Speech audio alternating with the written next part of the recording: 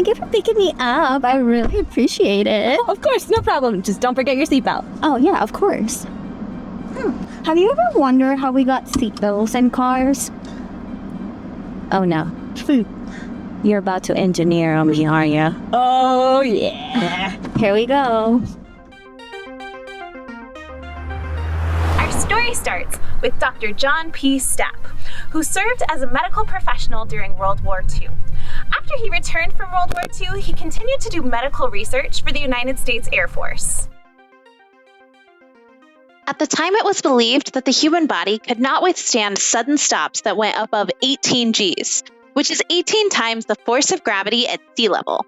A G-force measures how quickly an object moves when gravity is the only force acting on it, such as in free fall.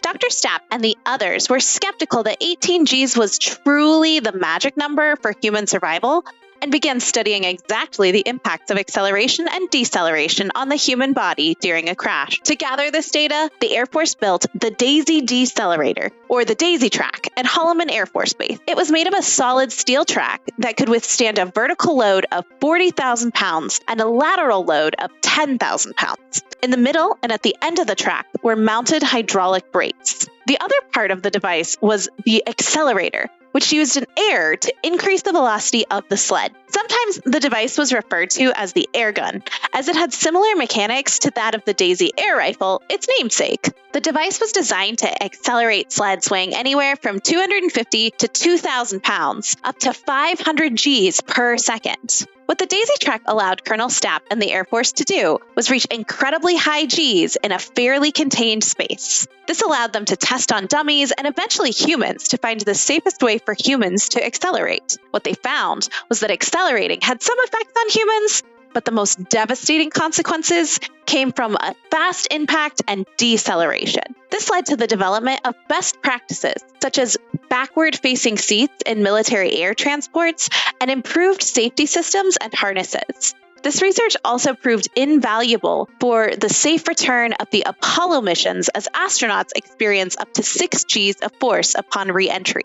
It was at Holloman where Colonel Stapp noticed another concerning trend. Fatal car crashes were almost more prevalent than plane crashes. With this observation and years of data, Stapp began a car crash study program where he observed crash test dummies colliding with wood and concrete barriers. After much experimentation, brave human volunteers tested impacts reaching up to 28 Gs, which is equivalent to about 4,800 pounds of deceleration force. His research and lobbying played a major contribution in the 1966 law requiring auto manufacturers to install seatbelts in vehicles. To this day, the Stapp Association continues to serve as a leader in the field of vehicular trauma biomechanics. Want to find out more about Colonel Stapp and the Daisy track? Come visit us here at the New Mexico Museum of Space History.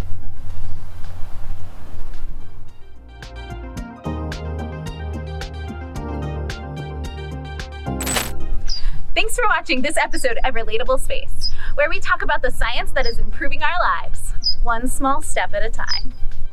This is the last time I carpool with you. Come on, McKent.